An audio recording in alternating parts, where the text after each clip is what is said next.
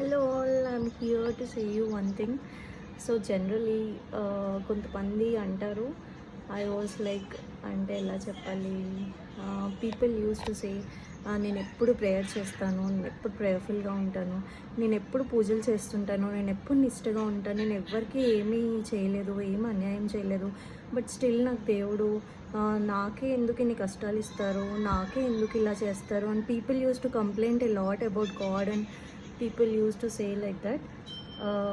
నేను అబ్జర్వ్ చేసింది ఏంటంటే, people who gossip so much, people who gossip so అంటే ఊరికే పక్కన వాళ్ళ మీద పడేయడం ఫస్ట్ థింగ్.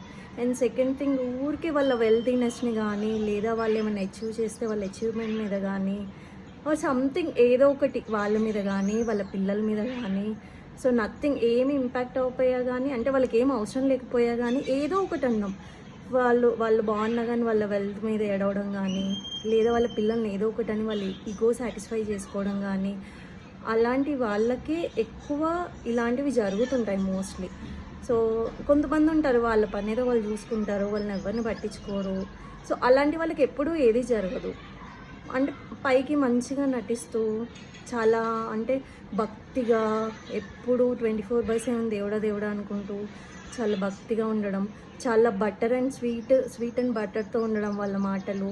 సో వాళ్ళకి ఎప్పుడు ఏదో ఒకటి జరుగుతుంటుంది అనమాట. సో అందుకే నేను చెప్పేది ఏంటంటే, ఎప్పుడు ఒకరి మీద పడేయడవద్దు. సో అలా ఏడ్చే వాళ్ళకే ఎక్కువ ఇలా జరుగుతుంటుంది అనమాట. సో దేవుడేం పిచ్చోడు కాదు కదా, మనుషులు పిచ్చోళ్ళైనా దేవుడు మాత్రం, అంటే నీ మాటలు నీకు మంచిగా తీయగా ఉండొచ్చు, బట్ దేవుడు మాత్రం చూస్తుంటాడు కదా, దేవుడికి తెలుసు కదా ఎవరు ఎలాంటి వాళ్ళు అని చెప్పి. సో అలాంటి వాళ్ళకి ఇలా జరుగుతుంటాయి.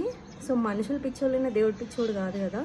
సో అందుకే ఊరికి ఒకరి మీద పడేయడం, ఊరికే వాళ్ళని వాళ్ళ పిల్లల్ని ఏదో ఒకటి అనడం మానేసేయండి ఫస్ట్. సో అప్పుడు మీరు బాగుపడతారు. ఓకేనా?